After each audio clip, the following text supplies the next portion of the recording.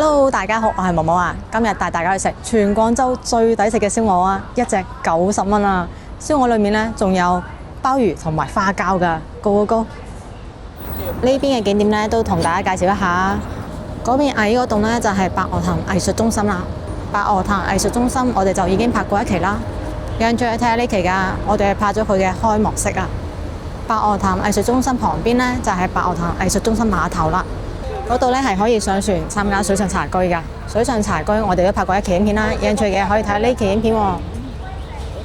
呢度係廣州地鐵1號線或者11號線嘅芳村站 A2 出口。我哋要食嘅店呢，就響呢個方向行落去600米，咁可以行地站裡面嘅地下通道過去，或者行地面過去都可以㗎。地站旁邊呢，就有2間糖水店，都唔錯嘅。呢間芝麻糊世家嘅芝麻糊幾好食㗎，我經常都會過嚟食嘅。仲有旁邊嘅呢間大排檔，裏面其實係有間容心苑甜品㗎。佢嘅紅豆雙皮奶都好正㗎，雙皮奶夠滑，紅豆又夠綿，重點係好平啊，先至10蚊雞一碗咋，係老闆娘自己整㗎。咁介紹完呢2間糖水店，我哋就行落地鐵站下面，帶大家行地下通道過去啊。芳村地站裏面嘅呢個地下通道呢，係叫做星光里。佢呢係廣州地鐵公司旗下嘅商場。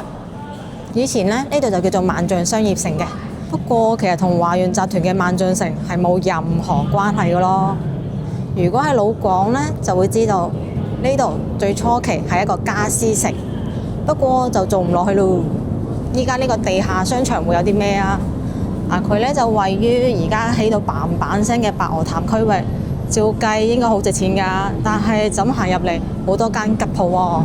之後終於見到間啦，剪髮嘅20蚊剪個成年人嘅頭，仲要好冷清，冇咩人幫襯喎。行落嚟仲有啲咩鋪頭呢？小食店、食品鋪都係冇人幫襯嘅喎。彩票店，呢間方叔有人幫襯緊啊！佢呢係連鎖店嚟㗎，佢嘅雞蛋仔唔錯㗎，重點係夠平啊！美團上面呢有賣佢芝士餡嘅雞蛋仔㗎，先至14蚊一底。依家好多雞蛋仔呢，就算係走鬼啊，都要賣成20蚊㗎。你哋嗰邊嘅雞蛋仔係賣幾錢嘅呢？我哋繼續行落嚟，仲有啲咩啊？有正餐嘅，呢個係牛扒先生，間鋪面好大啊，不過都冇咩人幫襯喎。即係有啲茶飲店啦，富迪啦、喜茶啦，佢嘅果茶類呢係比較好飲嘅，有興趣可以試一試。呢間喜茶呢係好受歡迎㗎，要等成40幾杯喎。依間喜茶呢係可以自訂熱杯貼㗎，你睇下佢話嘅呢個呢係哪吒啊！大家有冇睇過呢套動畫片啊？我哋都成日飲喜茶㗎，所以就買咗2杯啦，一路食燒鵝，一路飲喜茶。我哋繼續睇睇呢個地下商場有啲咩鋪頭啊？茶飲店、服裝店啊，賣嘅衫79蚊起啊！開始多人咯喎，行到呢度，萬寧生意呢就冇屈臣氏好啊。原因唔清楚呢，我覺得賣嘅嘢好似差唔多，大家知唔知原因啊？睇過嚟呢就麥當勞最受歡迎係佢啊，最多人啊，終於見到好多人啊，不過都係呢個程度㗎咋。呢個就係起到冚冚聲嘅白鵝潭商圈嘅情況啊，係咪好冷清下呢？呢間係瑞幸啊，早上就比較多人嘅，下午應該冇人想飲咁多咖啡啦。廣州冇咩飲咖啡嘅習慣，飲奶茶多。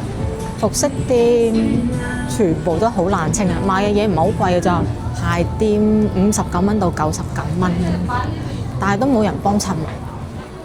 行過咗麥當勞又開始冷清翻啦，好大嘅一間吉鋪啊，隔離一個糕點店啊，哇！但係有冇人行整埋咁多貨，唔驚唔新鮮㗎？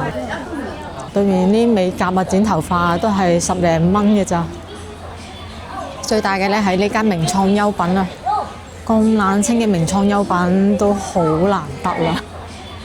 行過咗名創優品之後呢，又係一大抽嘅吉鋪啊！嗱，呢吉鋪呢，起碼有做下裝飾嘅。Coco 好多年嘅茶飲店啦，好多賣衫嘅呢鋪頭呢，其實賣得唔貴㗎，69蚊、99蚊、5蚊雞都有啊，但係就冇人幫襯咯。Benno 嘅折扣店3折喎，打到都冇人幫襯㗎噃。今日係星期5啊，而且係放工時間，應該多人㗎。有間洛克健身喎，依家好興嘅呢，睇上去好新淨喎，好多器材。你睇下，連間健身房都空溜溜㗎。而且行到過嚟咧，聞到一陣好大陣嘅奇怪嘅味道啊！繼續行落去睇下咩情況先。啊，好多好多吉鋪啊，人哋好冷清啊！呢間係麻辣燙，得2個食客。呢間係刀削麵館，有5個客啊，算多㗎啦。食店對面咧係一啲機鋪啊，我哋以前有叫機鋪啦，而家叫做咩好呢？呢間咧係夾公仔店啊，人咧就冇啦，但台機咧就好嘈，而且啲公仔咧睇上去暗暗慘慘嘅，好有義烏感覺咯。唔知有冇版權嘅咧？不過都冇人幫襯，冇所謂啦。我睇上去真係好冷清啊！食期間都好冷清啊，冷清到有邊檔咧都冇開㗎啦，啲凳都仲喺上面吸住嘅，燈都冇開啊！呢個北京烤鴨全部都係吉鋪嚟嘅喎，咁大個商場全吉喎。江邊嗰啲樓咧仲話要賣成最低5萬一方，貴嗰啲係20萬一方都有㗎，賣唔賣得出去㗎？呢個得意喎，打乒乓波嘅喎。免費嘅喎，我個商場又幾有諗頭喎，整一個咁嘅攤位喺度，吸引下老人家過嚟玩一玩。哇！呢間鋪應該執咗好耐啦，但好有趣啊！太極拳會啊，過嚟學打拳㗎，我以為係餐廳嚟嘅添。剩翻一間係小魚館啦，食酸菜魚嘅。哦，嗰陣味應該係嚟自呢間嘅，你睇擺咁多餸埋一邊，又冇客，咁樣係想點啊？好驚啊！咁我哋依家咧就行到咗呢個地下商場嘅盡頭啦，我哋行右邊嘅出口出去啦。揾嘢食啦！地下商場就睇完咗啦，係咪我哋拍過嘅最冷清嘅地下商場呢？出翻嚟啦！我哋要食嘅餐廳呢，就喺斜對面呢間翠城酒家啊。咁喺呢個方向呢，都有嘢同大家介紹下嘅。嗰邊呢係花蕾路，係有好多餐廳好多嘢食㗎。依家呢，有一條食街喺嗰邊㗎，夜晚好旺㗎。我哋之前呢都介紹過㗎，有興趣嘅可以睇睇呢期影片喎。翠城所在嘅呢條榮興路呢，都有好多食店嘅，亦都有好多茶飲店，有啲便利店。呢一座商場呢，就叫做1號文化廣場啦。以前嘅造型呢係一部船，不過依家呢都暗暗慘慘到，估計睇唔出係一部船啦。而且一直都做唔旺啊呢個場。而1號文化廣場嘅對面呢，就係育兒碼啦。呢個廣場呢，特大好多，人氣睇上去呢都旺好多。呢間就係翠城酒家啦，喺芳村呢度好多年㗎啦。茶位費係6蚊雞嘅咋，逢周一到周五11點鐘之前，點心仲有8.8折喎。每日咧仲有一個特價點心啊，有啲仲低到3蚊雞一份嘅咋。咁而家咧仲會有個生炒糯米飯啊。呢間店都好旺㗎，都未開門就有咁多人等緊啦，全部都係附近嘅街坊，睇嚟真係好抵食啊！有多呢種牌咧展示咗佢啲菜式㗎啦，脆肉羅非39個8一斤。琵琶鴨29個8隻，雖然係鴨啫，但係都真係好平下喎。蓮藕雞腳煲58蚊一例，真係有好多特價菜式喎。清泉鯇58蚊一條喎，大閘蟹哇隻爆高㗎，先至68蚊一打咋。鮑魚花膠乾坤燒鵝啊，嗱門市點咧就係148蚊一隻嘅，但喺抖音上邊買咧就係90蚊一隻。呢度咧有海鮮池㗎，睇睇佢啲鯇魚啊，都幾多貨㗎喎。咁仲有好多其他貨嘅，羅氏蝦、對蝦、筍殼魚、元貝花鱔、九節蝦、吊水鯇、脆肉羅非、鱘龍多寶魚。其實佢肯擺咁多貨喺度，即係證明自己好生意㗎喎。特別海鮮呢啲唔敗得㗎嘛，而且睇落去都好生猛啦。特別睇啲蝦好明顯㗎，冇死嘅沉底㗎。生意唔得嗰啲係唔會買咁多貨翻嚟嘅。哇，仲有蟹添喎！上嚟之後咧，就見到個就餐環境啦，都幾大下，幾闊落嘅。落地玻璃嘅話都冇咩景睇嘅，因為塊玻璃好污糟啊。咁全部都係呢種大圓台，最少都可以坐4個人㗎。佢有電梯嘅嚇，咁啊大家都埋晒位啦。一開始坐幾台人都算受歡迎㗎啦。咁我哋坐嘅咧係呢張台加5啊，可以睇到窗景㗎。係咪幾污糟下咧？呢塊玻璃對面呢排鋪咧，其實都係屬於1號文化廣場嘅。咁開咗唔少嘅鋪頭㗎，茶飲店啊、小食店。睇嚟好多人咧喺呢度搶佔呢個白鵝潭商圈嘅第一手鋪啊！但係就咁嘅情況㗎咋。坐好咗就睇菜單啦，一共咧係有3份嘅。先睇咗呢一份啦，係佢嘅時令菜單啊！依家梗係食打邊爐㗎啦。咁菜嘅話咧就20零蚊一份啦，肉嘅話咧係咁樣一煲煲計嘅，100幾蚊。咁仲有呢炒菜嘅，魚腸蛋啦，38蚊一粒啊，臘肉三味58蚊一粒啊，就咁睇價格唔算好貴啊，30-40蚊一個炒菜。之後睇睇呢個本地特色喎，好多豆腐煲啊，40幾蚊，羊尖椒45蚊，之後呢係一粒煲仔飯啊，50幾蚊到60幾蚊咯。咁睇完咗呢啲時令菜單呢，睇睇佢本大菜單啦，有啲咩食呢？有好多嘅雞啊，79蚊半隻，158蚊一隻，有各種嘅做法啊。咁仲有啲燒臘嘅叉燒啊、花腩啊，都係58蚊。之後呢係佢哋湯啦，10幾20蚊一位咯，一頂嘅話呢就88蚊或者係128蚊。咁仲有唔少嘅蒸類菜式啦，可以蒸翻條魚啦、蒸肉丸啦，20幾蚊到60幾蚊。仲有啲炒菜嘅黃耳炒北極貝啊，68蚊，一啲牛仔骨68蚊。就咁睇落去，真係全部都係40幾蚊到60幾蚊嘅啫喎，價格好平均啊！咁喺市區嚟講呢個價格算唔貴㗎啦。江碧粉絲38蚊，鮑魚炆清遠雞98蚊啊。仲有啲撈嘅菜式啊，富貴撈雞148蚊一隻，番茄煮鮮包19個8一位，仲有得1魚2食添啊。七彩撈吊水羅非39個8一斤。仲有啲下酒菜啊，即係呢比較重口味嘅菜式啦，有果汁豬扒啦、蒜香骨啦，仲有炸雲吞添啊，32蚊。啲煲菜啦，栗子炆牛仔骨98蚊啊，仲有啲欖角汁焗骨啦，48蚊，燒骨煲淋芥菜葉32蚊，紫薯肉丸浸大芥菜38蚊，菜式都唔少㗎，青菜類都係30幾蚊嘅咋。睇到佢主食啦，26蚊到35蚊，咁仲有啲點心嘅包類嘅點心，同埋有啲撻嘅20零蚊半打咯。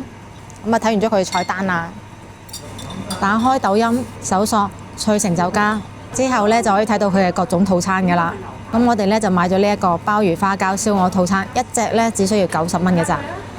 可以上啦嘛？可以啦，核燒完就可以上菜啦。如果要用呢個套餐呢，係需要提早1個鐘頭打電話過嚟預約㗎。因為燒鵝呢啲嘢肯定唔會提前備好多貨啦，所以佢要電話預訂都好應該嘅，保證到你係新鮮燒嘅，除一啲。反正燒鵝未嚟，飲咗嘢先啦。今日係苦末啊！其實唔係好苦嘅啫喎，普通抹茶飲品咯。不過呢，佢仲搭咗一個團子嘅，好得意啊！個樣好睇啊，呢種啊，好和色標啊，但係呢，塞唔落去嘅咯。呢個好睇同埋好細呢，睇嚟唔兼容嘅。我勉強佢攞落去啦，希望佢出翻嚟啦。呢個設計可唔可以改進一下㗎？試一試先，做得比好多糖水鋪好食，好有糯米香味啊！呢頭出品係唔錯喎，等咗10幾分鐘上咗嚟啦，10副90蚊嘅一隻燒鵝，一隻燒鵝啊！齋睇個鵝頭就知係大鵝啦，而且上到嚟呢，竟然係有香味嘅喎。90蚊嘅呢一大隻燒鵝呢，佢仲有下邊點咗蠟燭保暖嘅，都真係幾誇張喎！仲要係有花膠鮑魚呢，就差啲啦，鮑魚仔啊！不過都有好幾隻嘅，主要都係睇呢隻燒鵝啊，就係睇個樣咧，真係好得。連隔離台都話：哇！呢個菜使唔使訂㗎？我又想要，好誇張。一隻燒鵝4隻髀，今次小夥伴終於有髀食啦。連我都驚啊，髀太多啦，我食唔食得晒啊？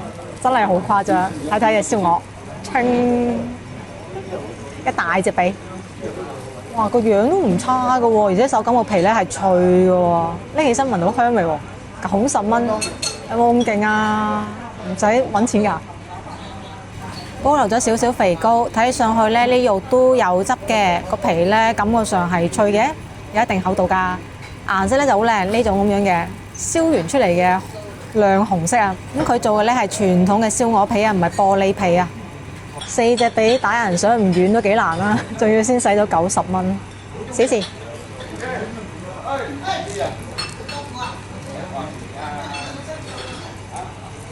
有啲料到喎，係咯，佢皮真係酥化脆喎。雖然油脂感咧唔係非常之飽滿嗰種，但係都有甘香嘅味道嘅。試埋啲肉先，個皮有厚度，一啖食唔落肉。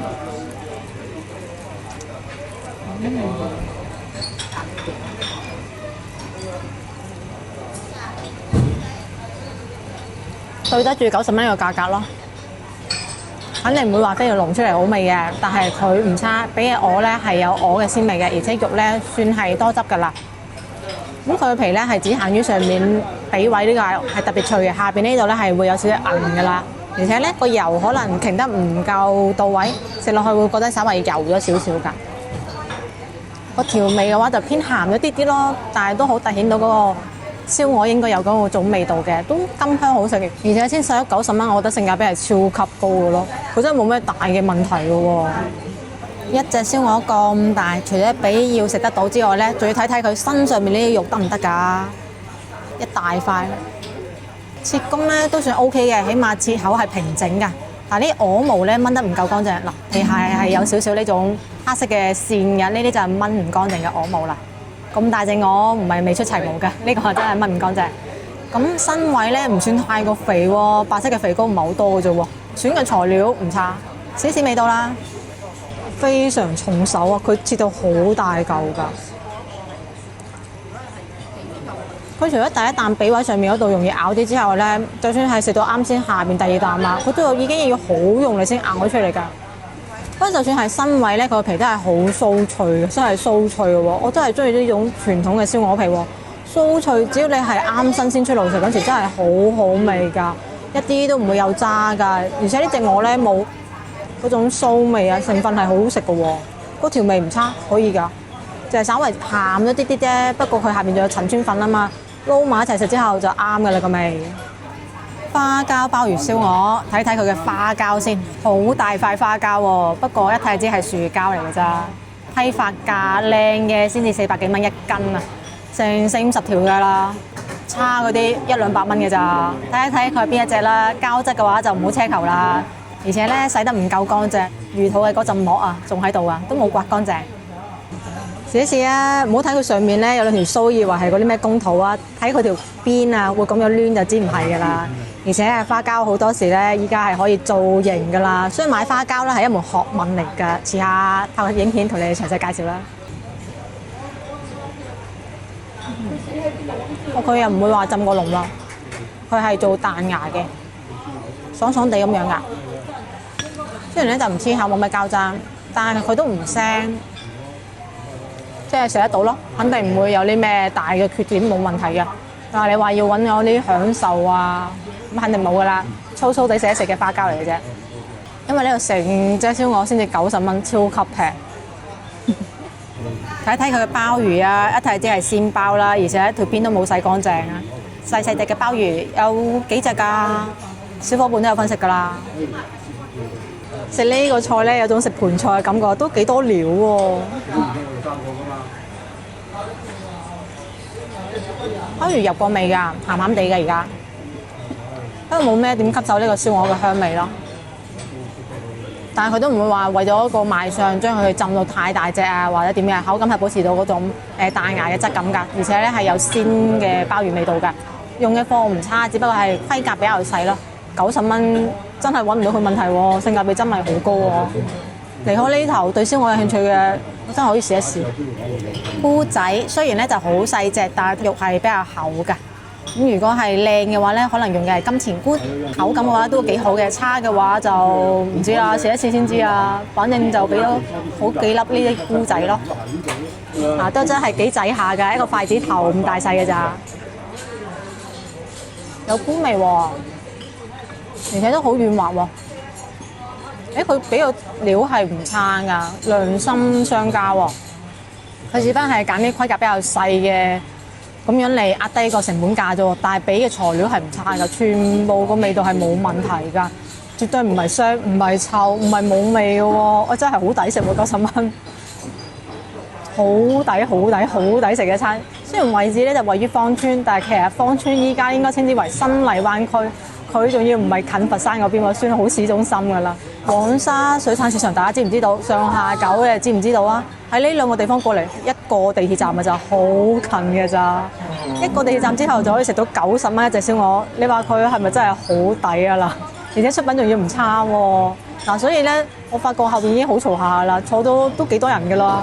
全場係坐滿晒人㗎，呢間餐廳係好受附近街坊歡迎㗎，真係全部都係講粵語嘅老街坊啊！呢隻鵝冇咩皮下脂肪，調味唔差，出品真係 OK 喎，我好滿意啊，性價比好高啊，先至90蚊，我揾唔到啲咩大嘅問題啊。平嘅我會有嘅肥膩佢都冇㗎，係屬於比較瘦嗰種鵝嚟㗎，個皮仲要好酥化添喎。呢隻鵝唔止得得地咁簡單喎，可能有人覺得90蚊一隻咁平，點會係俾鵝你食啊？但係你睇呢個身形同埋睇埋個頭啊，點樣睇都係一隻鵝啦，隻鴨都扮唔到咁大隻㗎。佢肉質咧係比較緊實㗎，你睇唔係鬆散嗰種嚟㗎。用嘅咧係新鮮鵝，就算係冰啊，都應該唔係冰幾耐嗰種鵝嚟㗎咋。反正口感味道都係可以㗎。90蚊只可以話一句好抵食啊！小伙伴終於有髀食啦，開唔開心咧？今次90蚊4隻髀，仲要出品唔差喎，真係好抵啊！佢啲肉咧仲要隻隻都唔散嘅喎，真係唔係冰鮮嘢嚟㗎。摸落去嘅手感就要好脆添啊！趁新鮮食咗佢，抵食啊！下邊仲有好多嘅陳村粉添喎，哇！呢隻燒鵝真係好似食盤菜一樣啊！主食配料餸全部齊全，超級多汁，你睇滴汁添啊！呢啲咧就係冰鮮鵝絕對做唔到嘅，證明咗佢用嘅真係新鮮鵝嚟㗎，食起身真係可以放心㗎。佢真係冇咩大嘅問題。當然你話可唔可以有人哋幾百蚊嗰種燒鵝咁樣嘅質素，梗係冇可能㗎啦。佢都超越咗90蚊呢個價格啦，你仲想人哋可以幾百蚊嘅水平，係咪要求過分咗啲啊？咁多汁嘅燒鵝喎，好少見㗎啦，仲要先至賣90蚊一隻。我覺得佢咧就已經好食過好多所謂嘅順德前3嘅燒鵝啦。鵝齡夠嘅鵝咧，燒出嚟個皮咧係會咁樣一格一格㗎。佢哋嗰幾間平啊，但係用嘅鵝咧，鵝齡都唔夠嘅，食起身根本就唔夠鮮味，燒出嚟都唔會咁樣一格一格㗎。夠鵝齡嘅鵝咧，食起身個味先夠㗎，而且個皮咧先至會有酥化嘅效果㗎。所以呢用嘅材料真係唔差㗎。至於點解可以做到90蚊一隻咁抵嘅價，就真係要問老細先知啦。到底係其他鋪頭食水咁深啊，定係話佢有啲咩秘訣獨門嘅門路？唔知道。燒鵝咧就食得七七八八啦，係時候試一試佢嘅陳村粉啦。嗱，呢種樣嘅咧就叫陳村粉。嗱，佢陳村粉咧係咁嘅，都透嘅，唔會太過厚啊。呢個份量咧唔係特別多，夠2個人食㗎咋。點多啲汁就更加好食啦，試一試味道。佢仲彈牙喎，有埋香味喎 ，OK 喎呢個粉，唔差喎。我成個菜真係冇咩大嘅問題啊嚇。哦，好似有一個問題，第二塊花膠咧係好腥嘅，即係反正你啲名貴嘢就唔好俾太高嘅期待就啦。話晒使咗90蚊，用90蚊嘅眼光睇呢個燒鵝係好抵食㗎。佢連個主食呢個粉啊都係彈牙有米香味，係已經好難得㗎啦，真係好交關。啲粉都唔係一大嚿黐埋嗰啲㗎，都幾爽身㗎。咁樣嘅粉咧先至夠爽滑㗎。點滿晒燒鵝汁之後咧，就更加好食啦。食飽就埋單啦！呢個茶位咧係4蚊雞一位嘅，所以現場咧係俾100蚊雞，計埋喺抖音度俾嘅90蚊套餐費咧，一共係使咗98蚊㗎。成日咧有觀眾話我哋食貴嘅餐廳，其實我哋都成日介紹呢啲性價比極致嘅餐廳㗎。只不過呢種性價比極致嘅餐廳咧，出品都唔會話非常之好嘅，達唔到經驗嘅水平㗎。咁貴嘅餐廳出品咧就唔一定經驗，但係出品經驗餐廳咧就一定係貴㗎。如果係出品經驗價格又平嘅餐廳，就一定連位都訂唔到啦。咁你係想食貴嘅餐廳定係想食抵食嘅餐廳？大家就可以按自己嘅需要喺我哋推薦嘅餐廳裏面選擇啦。翠城酒家呢隻90蚊嘅燒鵝咧，價格同埋味道性價比係去到極致㗎啦。喺廣州係揾唔到第二間性價比咁高嘅燒鵝㗎。咁今期影片咧就到呢一度啦。中意嘅影片想食地道菜式嘅，記得關注頻道啊，點個 like 啊，分享俾身邊朋友仔，仲有打開小鈴鐺，有新影片會第一時間通知你㗎。咁我哋下期見啦，拜。